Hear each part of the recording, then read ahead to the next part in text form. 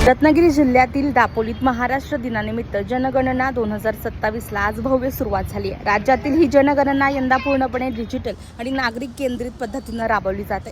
1 मे ते 15 मे दरम्यान नागरिकांना स्वगणनेची सुविधा उपलब्ध असून त्यानंतर 16 मे ते 14 जून या कालावधीत घरभेटींद्वारे माहिती संकलन होणार आहे।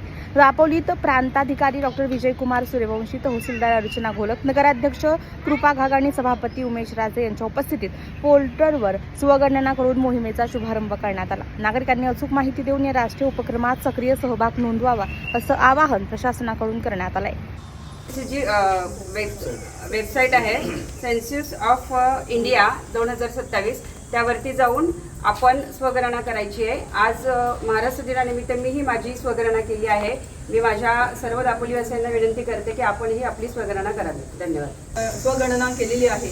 मी सगळ्या नागरिकांना आवाहन करू इच्छिते की शासनाने जे पोर्टल दिलेलं आहे se.census.gov.in या पोर्टलवर जाऊन सर्व नागरिकांनी आपली व कुटुंबाची स्वगणना करावी आणि आज केलेली आहे।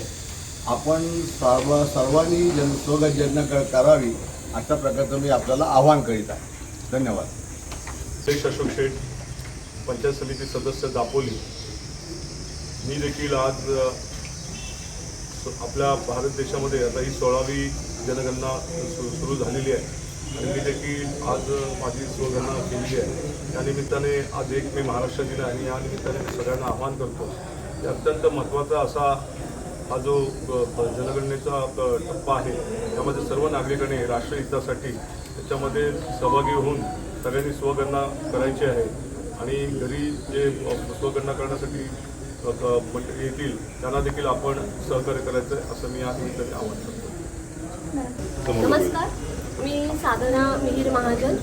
आज 1 मे महाराष्ट्र दिनानिमित्त आम्ही सर्वांनी स्वगणना केलेली आहे। आज त्यासाठी खूप महत्त्वाचे आपलं सहकार्य खूप मोलाचं आहे, त्यामुळे सर्वांनी मदत करावी। राजे, सभापती पंचायत समिती दापोली। जनगणना 2027 ही सुरू झालेली आहे। मी स्वतः आज 1 मे या दिवशी माझी स्वगणना केलेली आहे।